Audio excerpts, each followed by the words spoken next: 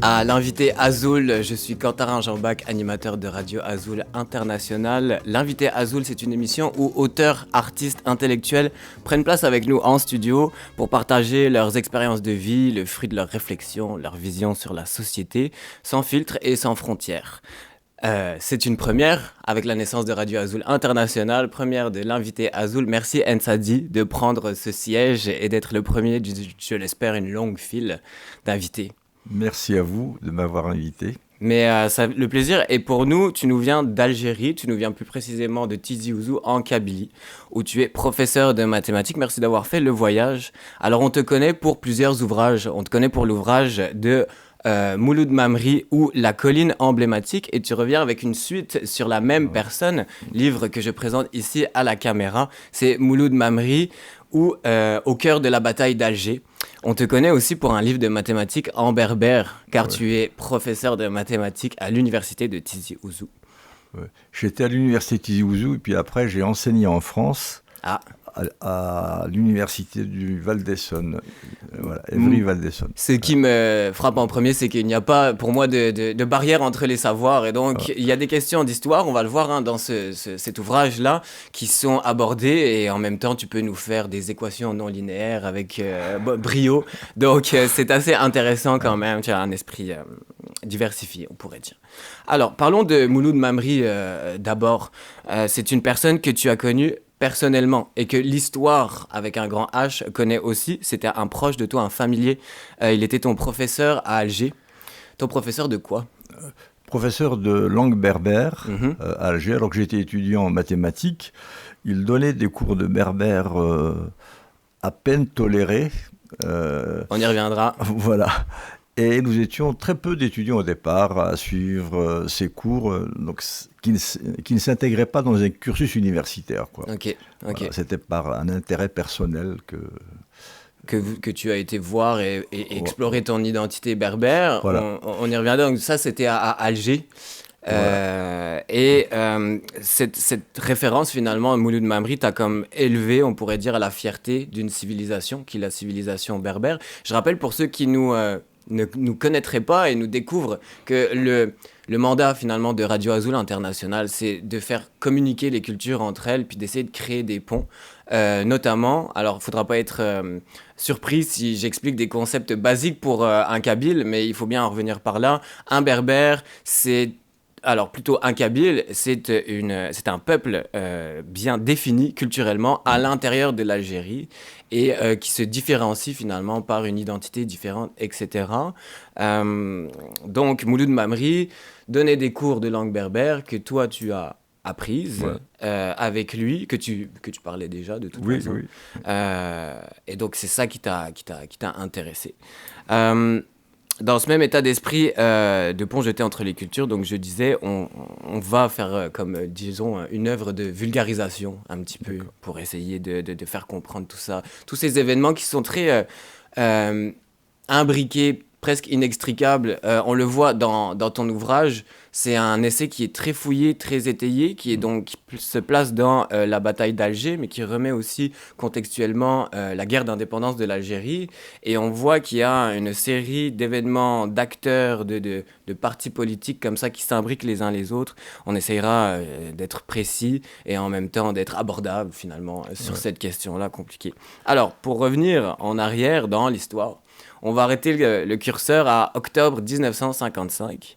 Octobre 1955, le jeune Ensadi a son premier jour d'école, est censé avoir son premier jour d'école, mais là, tu es content, parce que l'école vient d'être réquisitionnée afin d'en faire une caserne pour les militaires, parce que c'est les débuts de la guerre d'indépendance, école dont Albert Camus va parler dans Misère de Kabylie. Est-ce que toi, tu pourrais nous contextualiser cet événement-là, puis vécu par toi, mais finalement toute une génération d'Algériens de ton âge ? Oui, tout à fait. Effectivement, c'était en octobre 1955. Donc la guerre d'Algérie était à sa première année, pas encore, puisqu'elle a commencé le 1er novembre 1954, et l'armée française commençait à occuper l'intérieur du pays, et dans les villages de montagne, les seuls établissements publics qu'il y avait, c'était les écoles publiques. Donc ce sont ces établissements qui seront réquisitionnés et transformés en casernes. On dit que c'est eux-mêmes les soldats qui ont, sous ordre du gouvernement français, ouvert ces écoles. Est-ce que c'est une fausse information ou c'est une vraie information? Parce que c'est une manière de légitimer la présence française. Non, alors cette école a été effectivement ouverte à l'époque de la colonisation. C'est pas l'armée française, mais elle a été ouverte exactement en 1892. Tu vois. Ouais. Donc il faut savoir que la colonisation a commencé en 1830, etc. Bon, on va pas refaire toute l'histoire de... Ça nous ramène. Le curseur revient encore en arrière, sinon. Voilà. Donc c'est une affaire ancienne et il y a eu des instituteurs absolument remarquables, ce qu'on appelle les hussards noirs de la République, qui sont connus dans le système éducatif français. Des Français de souche des Français de souche, en particulier le premier instituteur, qui s'appelle Adrien Janin, qui a formé des élèves absolument remarquables, et dont un qui est sorti de cette école, qui s'appelle Mohamed Tazrouch, qui est philosophe, qui a fait la Première Guerre mondiale et qui a été emprisonné. Il a appris l'allemand comme ça. Il a travaillé avec un philosophe allemand qui s'appelle Oswald Spengler.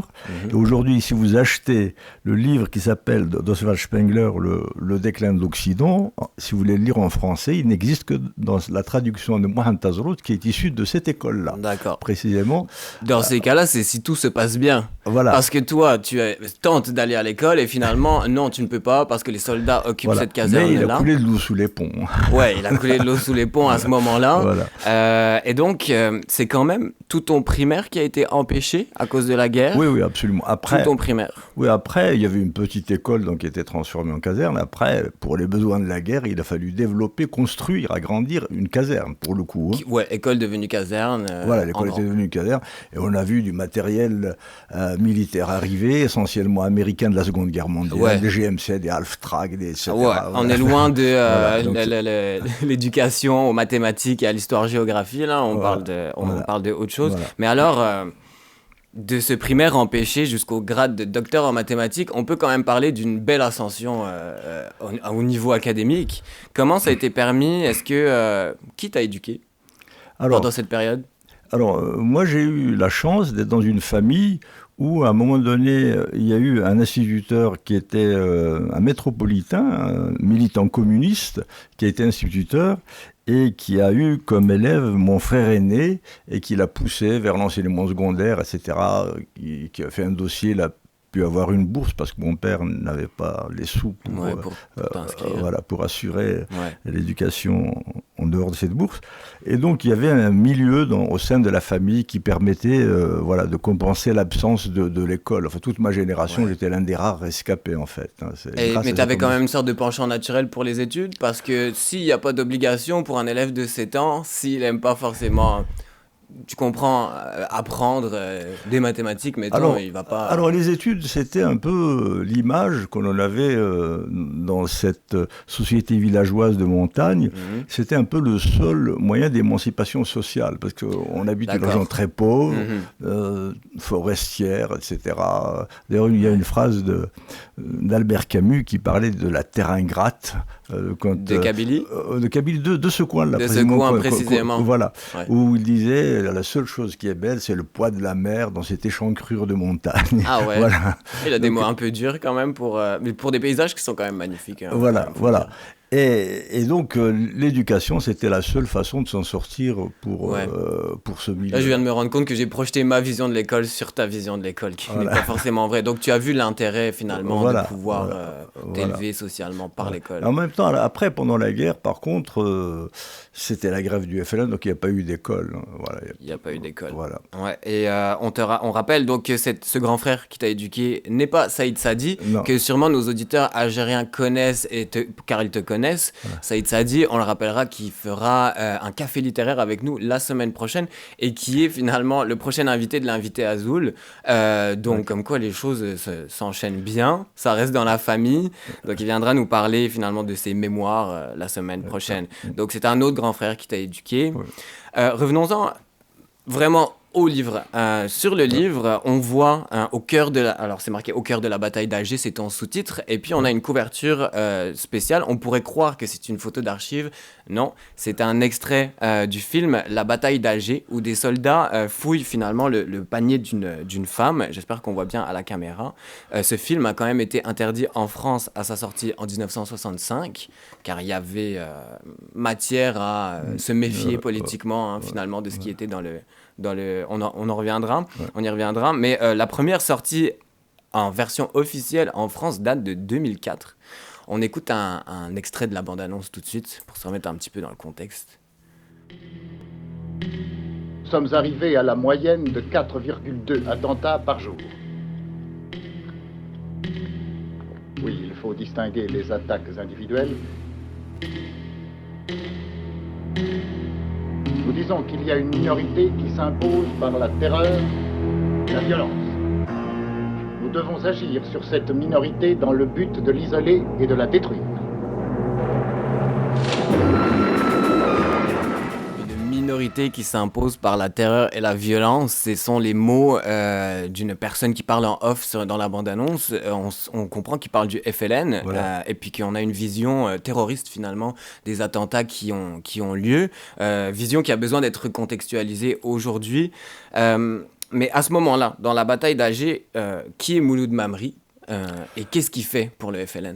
Alors, à propos de ce film, on a proposé à Mouloud Mamri de jouer le rôle de Larbi Ben Mhidi, qui est un des héros du film. Il a décliné parce que pour lui, c'est quelque chose qu'il a vécu, donc il a refusé de jouer ce rôle. Intéressant, mais je me permets de faire un pont parce que le cœur de ton livre, c'est vraiment réhabiliter finalement la mémoire de Mouloud Mamri et les personnes qui auraient pensé qu'il n'était pas un vrai nationaliste finalement.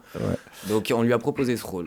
Absolument. Ouais. Et alors, que fait Mouloud Mamri au moment même de la bataille d'Alger ? Alors, Mouloud Mamri, donc, il était romancier, qui a connu, parce qu'il a fait un premier roman qui a eu du succès, puis un deuxième roman qui est paru juste à la veille de la bataille d'Alger en 1955.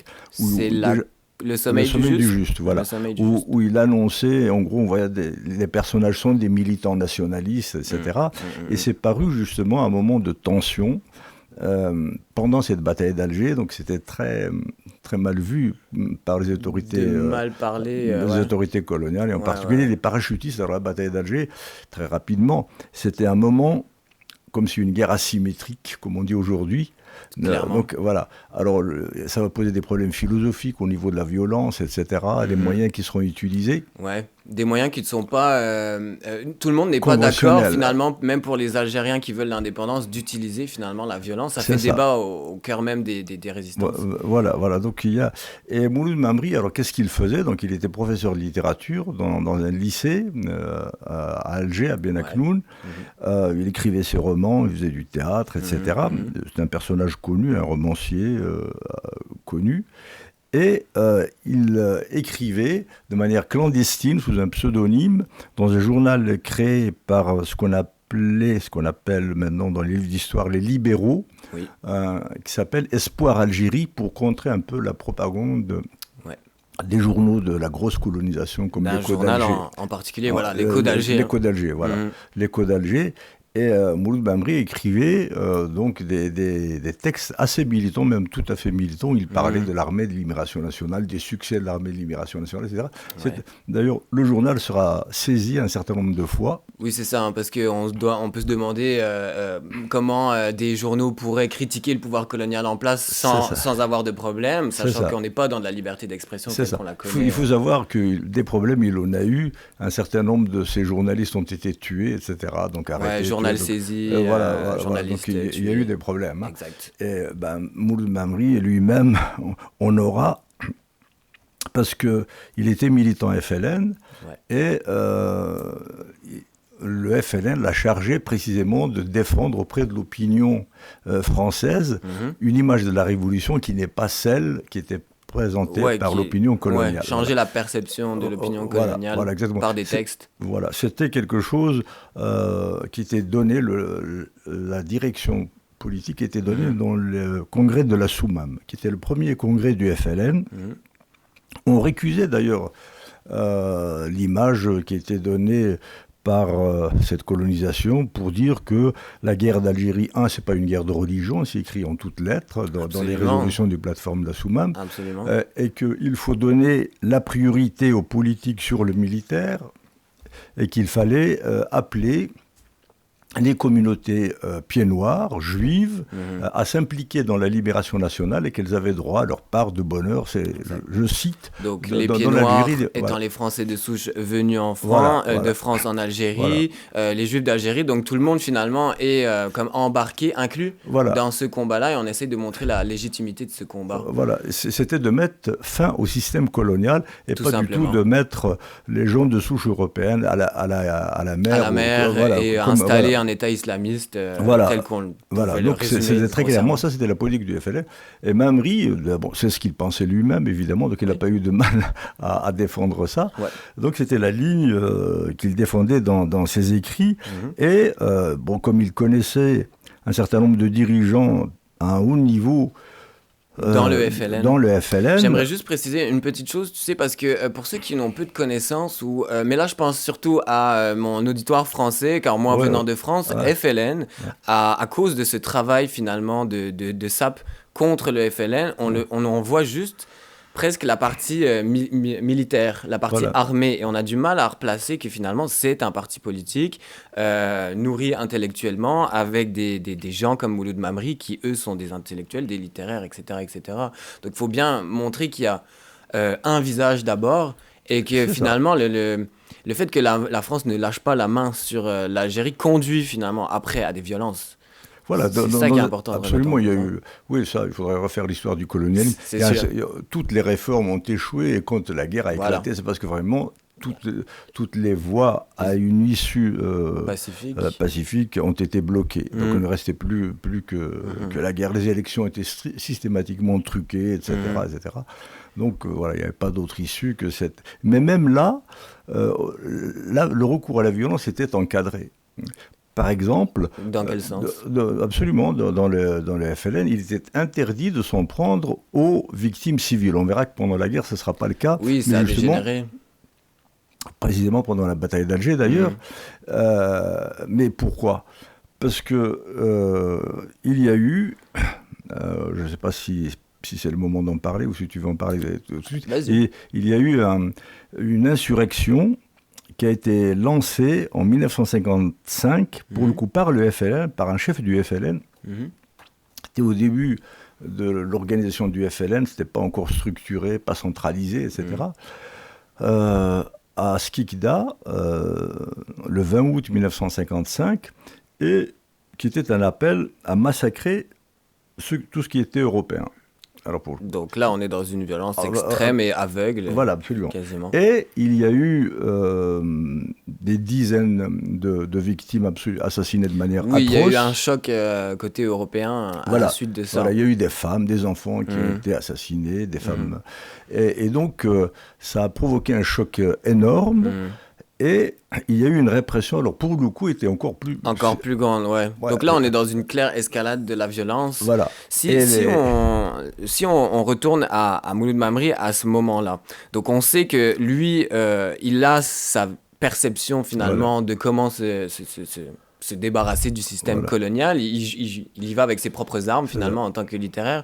Mais l'épreuve de ce qu'on a du mal à comprendre et qu'il faudrait bien contextualiser, c'est il montre des preuves de son engagement à plusieurs reprises. Il écrit contre l'écho d'Alger, donc le journal dont tu viens de parler, qui est pro-colonial. Mais aussi, il aide le FLN à écrire un rapport à l'ONU. À l'ONU, absolument. Oui, est-ce que tu peux nous en parler vite fait de ce rapport parce que la question algérienne est débattue à ce moment-là de l'indépendance. Voilà, parce que la question algérienne allait venir en débat à l'ONU. Il a écrit un très long rapport à quelqu'un qui l'a bien connu parce qu'ils ont fait leurs études ensemble, qui était un camarade à lui, pour effectivement défendre la question algérienne devant l'ONU. Alors il est situé, un travail d'un point de vue géostratégique, les alliances qu'il fallait trouver avec le mouvement des non-alignés qui émergeait avec la conférence de Bandung, etc.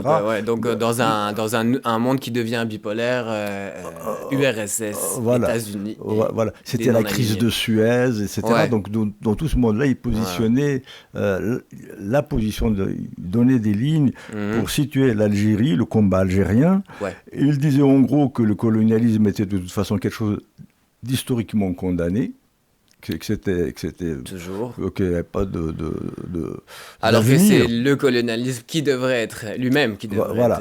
Et que donc c'est à la France de choisir la solution la plus économique et la meilleure pour tous pour une Algérie indépendante, parce que le système colonial était à ses yeux historiquement condamné.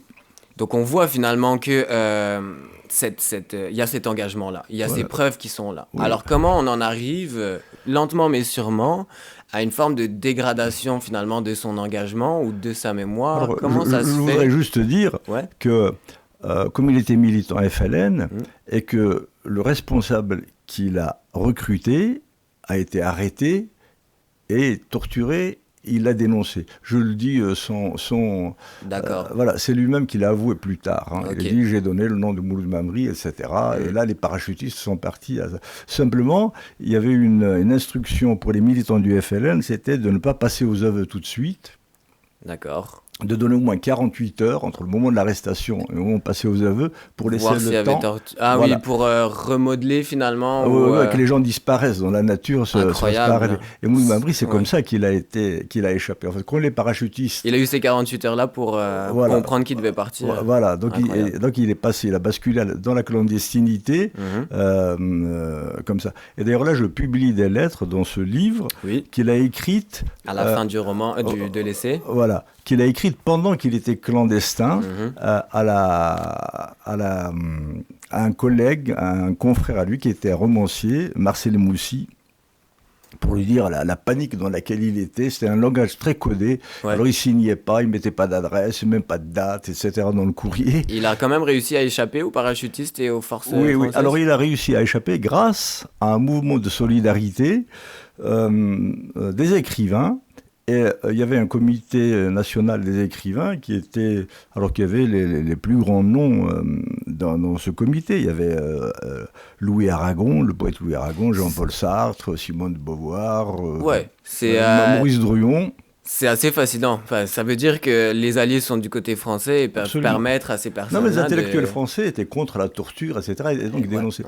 Mais ça allait jusqu'à justement ces systèmes de solidarité. Très clairement, parce que Mouloud Mamri, lui, c'était sa chance. Il était connu comme romancier, précisément. Oui. Et les gens qui ont lu ses romans, ils ont vu que ça ne cadrait pas du tout avec l'image que l'on donnait de ce référent sectaire, raciste, etc. Donc une sorte d'arme forte contre la propagande coloniale française, c'était dans ses livres même. Absolument. Et c'est ça, en fait, qui l'a sauvé. La pression a été très forte. Je ne vais pas rentrer dans les détails, je le raconte dans le livre. On vous invite à lire. Forte, il a passé 2 mois de clandestinité. Il a eu la trouille de sa vie. On le voit dans les lettres. C'est des événements difficiles. Voilà, parce que si elle avait été arrêtée, évidemment, il aurait mal fini. C'est sûr. C'est sûr. Elle est. Parce que c'est précieux, un ennemi comme ça, quand on l'a avec soi, c'est précieux, parce que lui, il a des contacts avec les cadres du FLN, etc. C'est ça. Voilà. Et il aurait évidemment très mal fini. D'ailleurs, même après, quand il est sorti, parce qu'on lui a donné un laissez-passer pour qu'il puisse sortir, grâce à cette intervention de ces écrivains, sa maison sera plastiquée par l'OAS après, même une fois qu'il est. Donc ça donne un peu une idée, même alors qu'on savait qu'il n'était plus là, mais par acte de vengeance, ils plastiqueront. Là, je pense à sa famille. Est-ce qu'il avait une famille? Il y avait des gens, l'a évacué justement avant même, parce que comme il voyait que il l'a envoyé chez son oncle au Maroc avant que lui-même le quitte. Exact. Voilà. Ouais. Et sa maison en Kabylie servait de refuge au FLN. Il y avait son père, etc. Donc c'était une famille qui était, comme beaucoup d'Algériens d'ailleurs à l'époque, était complètement engagée. Donc revenons-y. Il y a cet engagement de Mouloud Mamri, mais de sa famille. Voilà. Et puis alors il y a cette lente comme déperdition finalement de cet engagement-là, c'est-à-dire que on va douter finalement de son engagement. Là, je fais une sorte de bond en avant, mais est-ce qu'on pourrait finalement contextualiser la question berbère à l'intérieur de tout ça, en prenant des pincettes, évidemment, c'est toi qui sais le mieux, mais il y a quand même des fausses informations, des rumeurs qui vont se mettre à circuler sur lui. Est-ce que, pour résumer les choses très grossièrement, c'est parce qu'il est kabyle et donc berbère que l'image ne colle pas à ce qu'on attend d'un résistant en Algérie? Absolument. Alors, c'est très paradoxal, parce que les régions, indépendamment de Mamri, les régions qui ont opposé la résistance la plus vive à la colonisation, ça aurait été les régions berbérophones, les Eurasies et la Kabylie. Je veux dire, quand on lit les rapports du congrès de la Souma, on voit l'armement, etc. L'engagement, c'est très clair. Le nombre d'armes qu'il y avait en Kabylie était supérieur pratiquement. Puis stratégiquement, le défendre dans les montagnes, c'est parce que la Kabylie, c'est très montagneux, c'est toujours un avantage. Voilà, donc, mais effectivement, le mouvement nationaliste a été très influencé par les idéologues arabes du Moyen-Orient. Oui. Et donc, on a imposé cet arabisme, et tout ce qui ne rentrait pas dans le cadre de cet arabisme, on n'en voulait pas. Parce que c'était un arabisme envahissant, conquérant, qui était très hégémonique, sectaire, qui ne cachait pas du tout tout ça, d'ailleurs. C'était déroulé. Il y a derrière une idéologie ancienne qui a été mise en place en instrumentalisant l'islam au service de l'arabisme. Et tout ce qui ne rentrait pas dans le cadre-là, donc il fallait éradiquer ça. Donc pour nos et le auditeurs... meilleur moyen de discréditer ça, c'est de dire c'est des collaborateurs du colonialisme. Voilà. Donc tordre les faits historiques complètement pour les retourner à 180 degrés. Voilà, parce absolument. que, alors il faut bien comprendre pour les auditeurs et les auditrices que cette division-là, elle se fait au sein même des forces qui veulent rendre l'Algérie indépendante. C'est donc ça. on a quand même une sorte de poussée, comme tu l'as bien dit, comme tu l'as bien résumé, quelque chose d'exclusif qui est pro-arabe, islamiste, et qui se fait contre les populations berbères résistantes finalement. Et donc il y a une lente mais sûre un travestissement du souvenir, on pourrait dire, ou de la mémoire de ces combattants berbères là. C'est vraiment à noter. Et puis juste une dernière remise en contexte, c'est que parce que beaucoup l'ignorent finalement d'occidentaux. Ils ne le savent pas, tout simplement, qu'il faut faire une distinction entre les peuples berbères et une colonisation arabe ultérieure qui aura lieu au 7e siècle. Alors là, on remonte énormément dans les siècles, mais cette échelle temporelle-là ne change rien au fait qu'il y a une sorte de séparation ou de clivage entre ces deux... Alors, la réalité, c'est celle-là. En fait, on a une Afrique du Nord, globalement, qui est berbère. Depuis l'Antiquité, il y a des noms que les gens connaissent, sans même savoir que c'est des berbères. Dans l'Antiquité, Saint-Augustin, Jugurtha, Saint-Augustin, voilà, était un berbère. Il y a eu des papes, il y a eu même des empereurs romains, Septime Sévère, qui est un berbère. Léon l'Africain. Voilà. Non, pas Léon l'Africain. Pas Léon l'Africain. Non, c'est plus tard. Voilà. et donc voilà, beaucoup de gens déjà dès l'Antiquité. Mais après, ce qui s'est passé avec l'islam, c'est pas tellement une colonisation de peuplement, il y a eu une grande partie des berbérophones qui sont arabisés linguistiquement. Ce qui fait qu'ils ont gardé la culture berbère, etc. Mais ils sont arabisés en devenant musulmans, parce que c'est ce qui se passe assez souvent. L'islamisation s'accompagne d'une arabisation. Voilà. Alors il y a quelques exceptions, comme les Perses, les Turcs, et un peu dans les montagnes, justement en Afrique du Nord. Mais globalement, l'Afrique du Nord s'arabise et s'islamise. Merci de mettre de la nuance dans mes schémas un peu grossiers, mais bon, moi je résume et tu nuances. C'est juste. C'est juste. Et donc après cet arabisme-là qui a été théorisé, vraiment qui s'impose comme une alternative, mais impérialiste, qui s'affiche comme telle, et qui écrase tout ce qui n'est pas... On parle d'empire arabe. Voilà, empire arabe, et qui nie... Alors, ils sont anti-berbères, mais de manière maladive. Voilà. Et parce qu'ils veulent s'imposer, donner l'impression, dans la lutte contre le colonialisme français, comme si l'arabo-islamisme était la culture autochtone, légitime face à un colonialisme français qui serait venu de l'extérieur. Exact, donc on oublie une partie de l'histoire à ce moment-là, exactement. Donc les gens qui étaient là avant les Arabes. Cette question berbère-là nous intéresse fortement, c'est notre deuxième volet de l'interview, mais avant ça, je voulais écouter un petit extrait de musique, car beaucoup ont chanté finalement cette culture, célébré cette culture. On a Idir, évidemment, paix à son âme, qui chante Darib avec Geoffrey Oryema. Dans un album, on s'écoute ça. Zoul avec moi, Nsadi, auteur de Mouloud Mamri au cœur de la bataille d'Alger, un essai sur la bataille d'Alger et la mémoire de Mouloud Mamri. Nous en parlions tantôt avant la musique. L'identité berbère, une série, alors une histoire vaste, faite de résistance et de séries de manifestations, on pourrait dire, pendant le printemps berbère qui a eu lieu dans les années 1980. Toi, tu es enseignant en mathématiques à Tizi Ouzou, à l'université. Et puis tu invites finalement Mouloud Mamri, que tu connais, qui était ton professeur de langue berbère à Alger. Tu l'invites pour une conférence, finalement même pas politique, c'est neutre, c'est la poésie kabyle ancienne et moderne. Et cette conférence est interdite par les autorités algériennes, comme on le disait, à cause de toute cette question kabyle qui divise, qui pose problème au sein même de l'État algérien, on pourrait dire. Donc, est-ce que tu pourrais nous contextualiser un peu qu'est-ce qui s'est passé à ce moment-là, toi qui l'as vécu de l'intérieur finalement, et après invitation même de Mouloud Mamri? Oui, alors très rapidement pour nos auditeurs, il faut savoir que l'Algérie était soumise à un régime de parti unique, donc déjà c'est important de le rappeler. Issu du FLN dont on parlait. Voilà, et que le mot berbère était banni dans les institutions. Par exemple, la constitution algérienne définit l'Algérie comme une terre arabe, même la terre est arabe. Il n'y a rien de berbère, il n'y a rien de... Voilà. Et on ne parle pas d'amazir, berbère, kabyle, chaoui. La terre n'appartient pas à ses premiers habitants. Voilà. Donc, donc c'est dans ce contexte-là que Mouloud Mamri, depuis qu'il a toujours activé, enseigné, travaillé, lui... travaille pour la réhabilitation de l'Algérie telle qu'elle est, avec son histoire réelle, etc. Parce que c'était quand même en travaillant sur ses propres forces, qui sont la poésie, la littérature. Le nom de la conférence, c'est Poésie kabyle ancienne. Donc il a écrit plusieurs livres sur la poésie, donc dans celui-là. Et bon, comme j'étais au courant de l'existence de ce livre, donc à sa publication, je l'avais invité pour qu'il nous parle de la poésie kabyle ancienne, même pas moderne.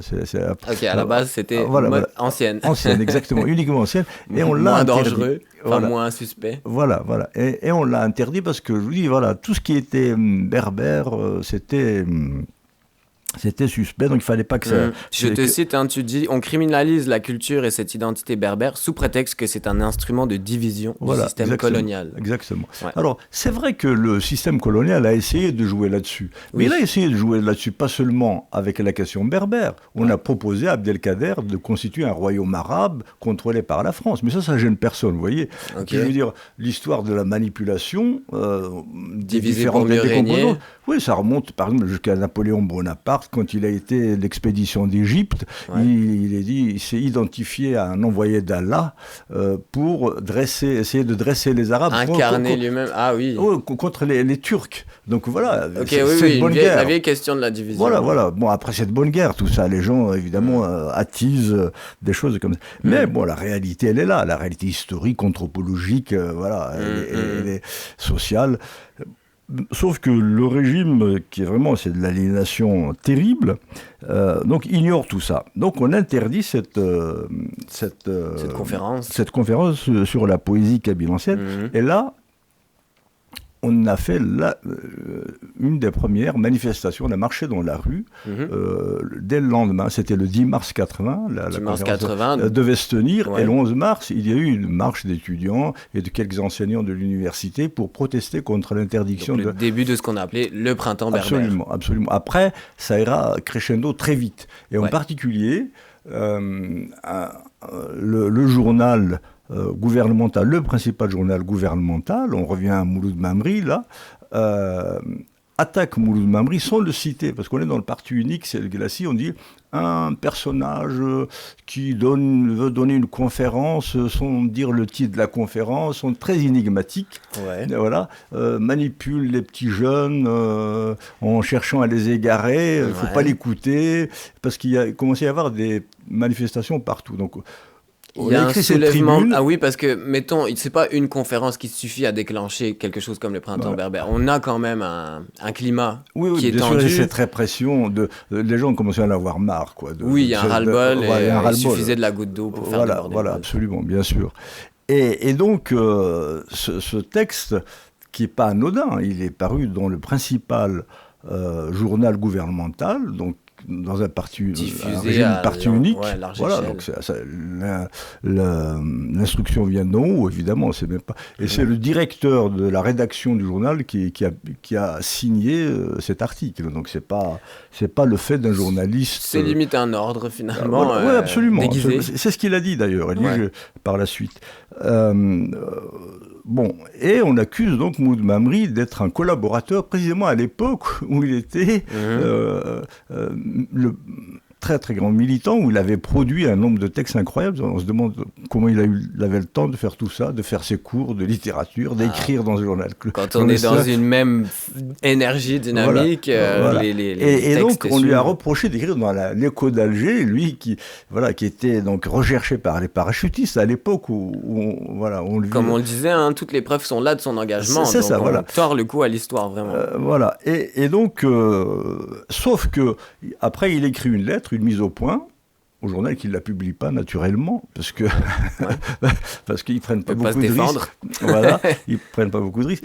Nous étions à l'université, donc on a imprimé à la Ronéo et on l'a distribué sous forme de tract. Donc ça, c'est ton vécu du début du printemps berbère, rediffuser la réponse de Mouloud Mamri. Voilà, et on a manifesté à Alger, on a même été porter cette lettre qu'on a diffusée à la place du 1er mai au centre d'Alger, et on nous a tapé dessus. Il y a eu un article dans Le Monde en disant « manifestation d'étudiants brutalement réprimée », etc. Et ça a dérangé le régime parce qu'à l'époque, le régime était encore soucieux de son image. Ce n'est plus l'Algérie d'aujourd'hui où vraiment là on n'est plus à défendre. On a dépassé cette... voilà. Parce que là, ils essayaient encore de nourrir l'idée que le régime qui était en place était le digne héritier du FLN de la guerre. En fait, il y a eu une rupture entre les FLN jusqu'à 1962, les FLN, parti unique manipulé par l'Égypte avec Ben Bella.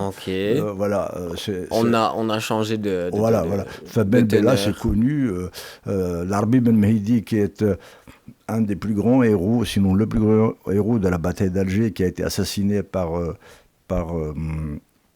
Osarès, et auquel même Bijard a rendu les armes. Il a fait une section de parachutistes parce qu'il a été impressionné par le courage de cet homme-là, à qualifier Ben Bella d'agent égyptien. Et ton courage à toi dans le printemps berbère face à... Alors, il est né à Tizi Ouzou, mais vous êtes allé jusqu'à Alger pour manifester, là au centre du pouvoir, évidemment. Et toi, tu marchais en tant que professeur avec tes étudiants, rejoint par des militants, etc. Voilà, il y avait quelques centaines de gens. Et, donc, et la réponse de l'État, c'est de la violence. Voilà, matraque. Simple. Et puis, moi, je me suis retrouvé au 12e sous-sol. D'ailleurs, j'ai vu les gens qui étaient emprisonnés précisément pendant la guerre d'Algérie. Au même endroit ? Au même endroit, absolument, dans le 2e sous-sol du coup. C'était assez impressionnant. On voyait les barres qui étaient gravées dans les murs, les noms de militants. Je me souviens, Rabia, qui est le nom d'un boulevard d'Alger aujourd'hui, qui a été tué pendant la guerre d'Algérie.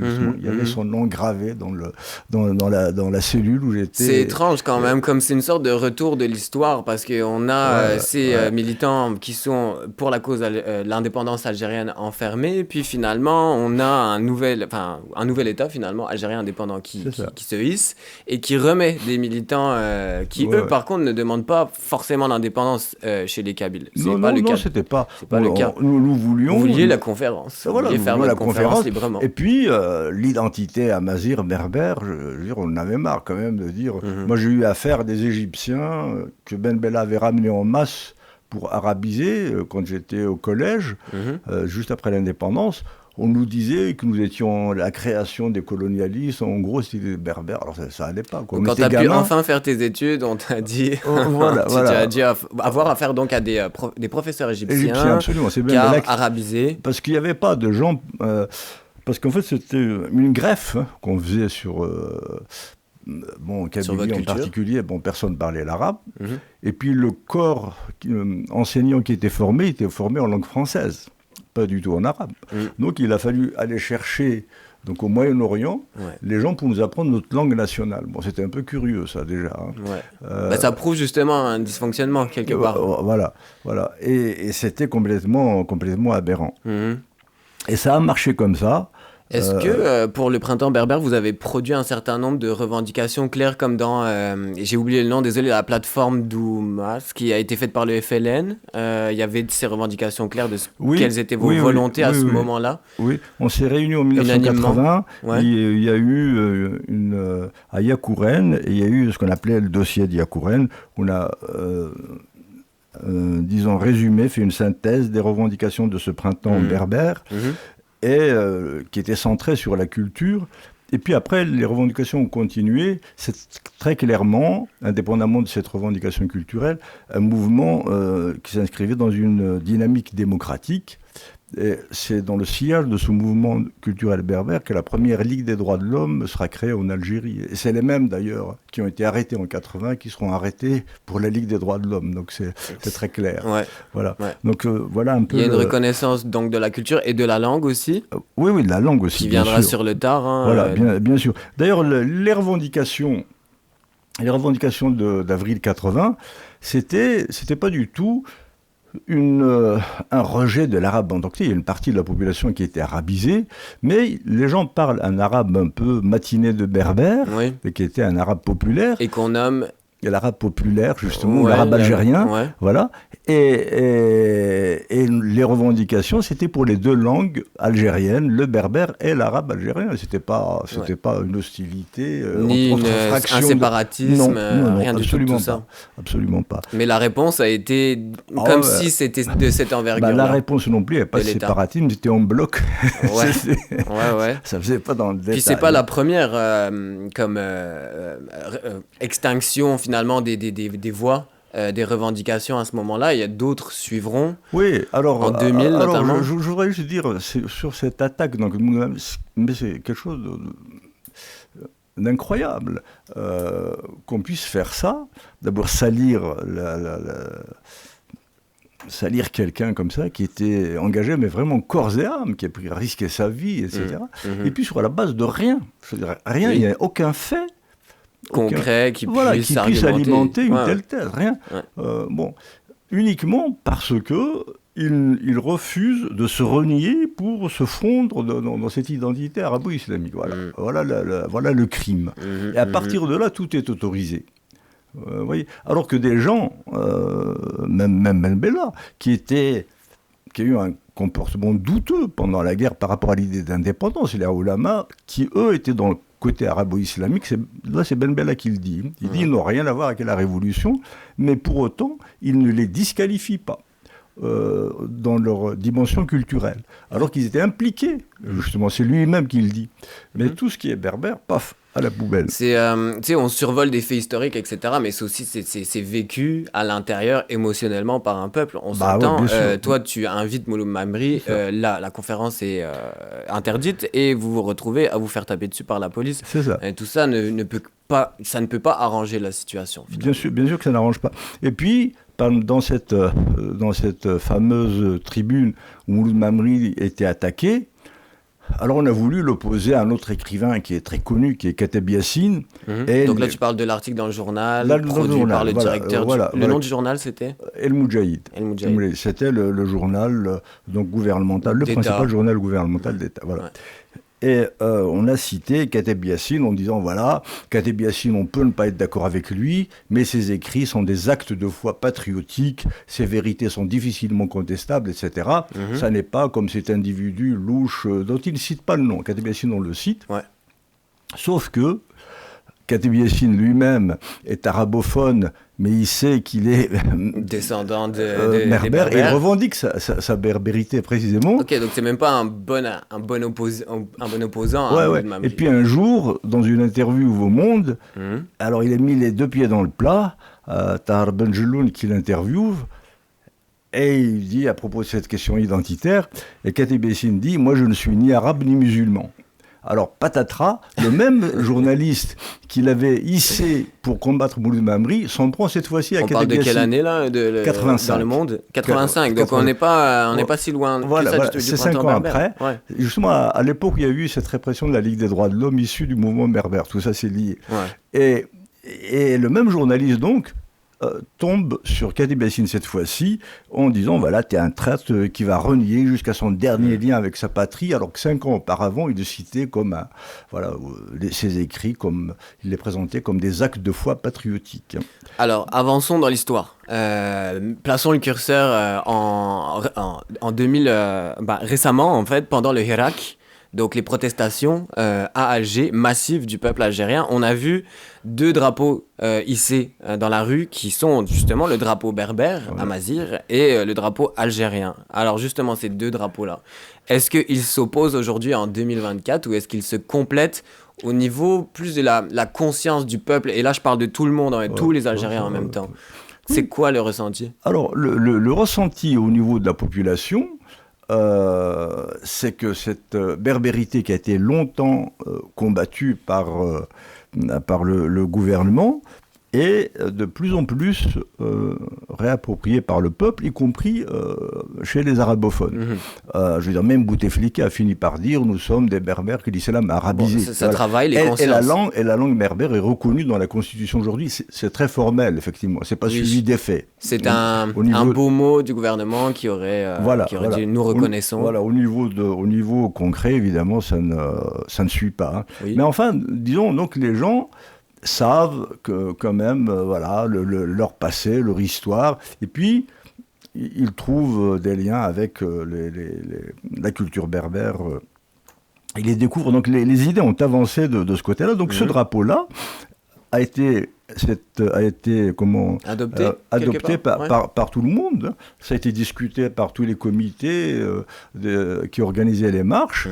Et ça ne divise pas du tout, parce que non seulement il a été adopté en Algérie, mais même au Maroc, en Libye, en Tunisie, on le voit. Donc c'est plutôt un facteur de rassemblement, plutôt qu'un facteur de division. C'est simplement, il y a eu à un moment donné, Gaïd Salah, qui était un chef d'état-major à l'époque, qui contre la loi d'ailleurs, a décidé de criminaliser ce On parle de quelle année ? 2020, 2021. Très récemment. Oui, c'est pendant le mouvement. Pendant le mouvement. Voilà. Okay, et les gens ont été arrêtés. Mais même les juges n'ont pas toujours suivi ce puissant chef militaire. Un certain nombre de gens qui ont été arrêtés parce qu'ils avaient ce drapeau ont été libérés, on leur a restitué le drapeau. D'accord. Donc, voilà. Pas seulement en Kabylie, à Annaba, à Oran, les gens marchaient avec ce drapeau. Dans tout l'État algérien, on sent donc qu'il y a toujours cette fracture finalement qui est de plus en plus apparente. Hein, au vu des derniers événements, puisque l'État algérien ne suit pas finalement l'opinion publique finalement. Et donc c'est visible finalement, même dans la décision des juges, comme tu viens de le mentionner. Il y a, alors au-delà, comment parler justement de peuples opprimés sans aborder la question qui est sur toutes les lèvres en ce moment, qui est la guerre israélo-palestinienne. On peut faire de nombreux parallèles. Toi-même, tu dis, alors ça c'est dans la contextualisation des exactions entre guillemets du FLN, elles sont justifiées comme, là je te cite, des répliques étalonnées à l'aune de la violence coloniale. C'est ça. Et puis pour contextualiser les attentats du Hamas, qui sont quand même des attentats, il faut le dire, certaines personnes ont voulu expliquer cette violence extrême par des décennies de colonisation israélienne. Alors, c'est quoi ta vision, les rapprochements qu'on peut faire par rapport à tout ça ? J'ai lu même des choses plus précises que ça. On a évoqué les soulèvements de Skikda, de Philippeville, comme on disait à l'époque, de 1955. En Algérie. Pour dire, voilà, c'est la même chose qui se passe à Gaza. Alors, ce qu'il faut savoir, c'est que le FLN, pendant la guerre, a condamné de manière très claire toute utilisation de la violence dirigée contre les civils. Et en particulier ce soulèvement de Zerot Youssouf qui ont fait bouger beaucoup, parce qu'après, suite à ça, il y a eu une répression terrible. Vraiment, on a parlé... Alors, il y a eu quelques dizaines de morts, il y a eu une trentaine dans une petite localité qui compte 129 Européens. Je crois qu'il y a eu 36 morts, essentiellement des femmes et des enfants. Mais la mention de départ, c'était acte pacifique. Voilà. Et puis il y a eu d'autres localités aussi, quelques morts.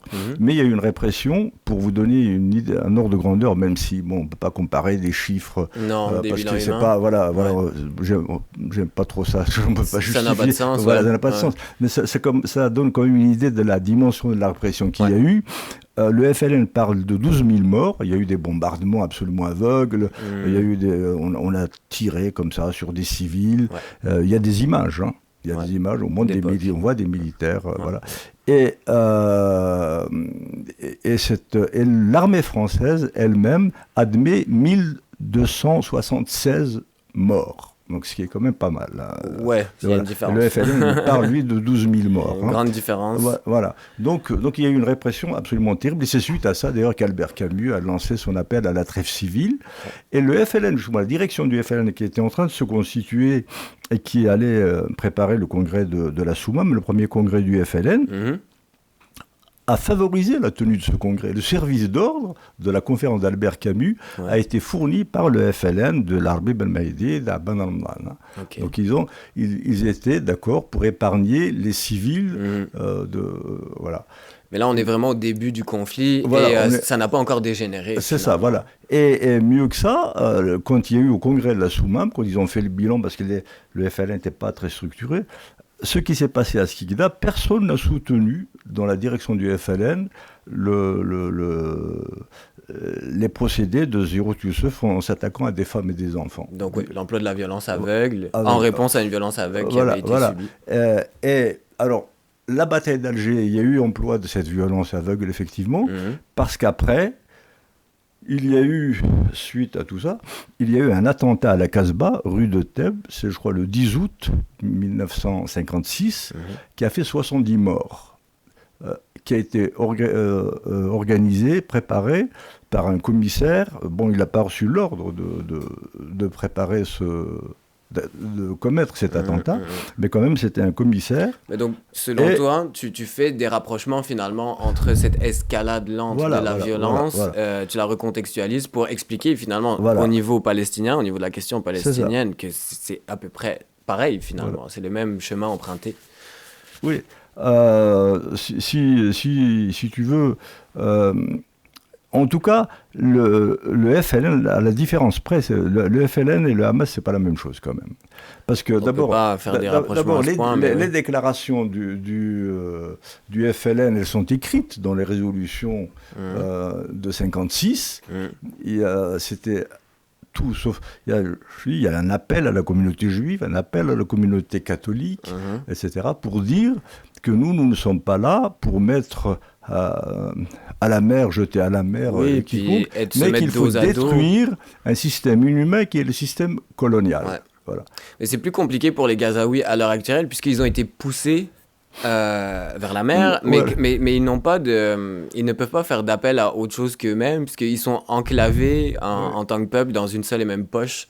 Finalement. Non, je cherche pas forcément. Je dis simplement je file la comparaison, tu vois. Voilà. Je dis simplement que ceux qui disent que c'est la même chose, justement, c'est pas la même chose. Oui, voilà. Parce que philosophiquement, le FLN, très clairement, encore une fois, ce sont des résolutions qui ont été adoptées dans un congrès. C'est pas un petit militant du FLN dans son coin qui a écrit ça. Donc c'est le premier congrès du FLN et c'est le seul congrès commune d'un c'est le seul congrès d'ailleurs qui s'est tenu sur le sol de l'Algérie combattante. Tous les autres congrès du FLN sont tenus à l'extérieur. Ouais. C'est ce seul congrès dans ces résolutions de ce congrès qui était le premier donc qui a structuré le FLN, qui a défini son programme.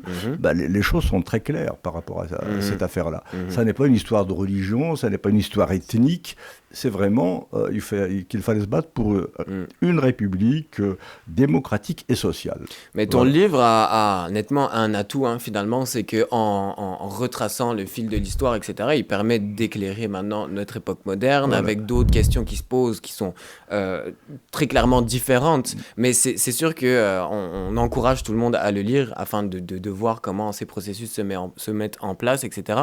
Mais tout ça autour de la figure de Mouloud Mamri, personnage important que tu as connu toi-même. Je trouve que ton livre est exactement dans cette espèce d'état d'esprit qu'on essaye de mettre en place à Radio Azul International, puisqu'on veut éclairer l'histoire actuelle avec des faits anciens. On veut aussi décoloniser la pensée, comme on dit, c'est-à-dire comprendre finalement c'est quoi les mécanismes de colonisation. D'ailleurs, fait intéressant, tu publies aux éditions Frantz Fanon. Oui. Et comment ne pas citer Frantz Fanon, qui est un des auteurs, j'ai envie de dire précurseurs de la pensée décoloniale, que tu cites aussi. Tu cites un passage de son livre Les damnés de la terre. Tu dis par un ironique retour des choses, enfin il dit, par un ironique retour des choses, c'est le colonisé qui maintenant affirme que c'est les colonialistes qui ne comprend que l'usage de la force. Ça fait écho à ce que tu disais, cette lente dégénération finalement du conflit, alors que ça part toujours d'une revendication pacifique à la base, qui pourrait nous aider finalement à comprendre l'actualité israélo-palestinienne.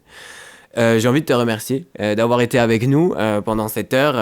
Ensadi, on encourage tout le monde à aller lire ton livre Mouloud Mamri, au cœur de la bataille d'Alger. Oui, tu peux ajouter une dernière chose, évidemment. Voilà, juste un dernier mot. Un élément d'histoire manquant. Voilà, le président Mouloud Mamri, il aime citer un ancien poète berbère de l'Antiquité à propos de ces ponts, effectivement, pour dire que ça n'a rien à voir avec l'intolérance et le sectarisme. Il citait Terence, qui est un auteur berbère de 1er siècle, 2e siècle avant Jésus-Christ, donc c'est pas d'hier. Ouais. Et Terence disait « Je suis homme, et rien de ce qui est humain ne m'est étranger ». Je trouve ça beau, et c'est Mamri. C'est dans l'état d'esprit, finalement. Voilà. On va peut-être l'écrire, finalement, au fronton du studio, peut-être.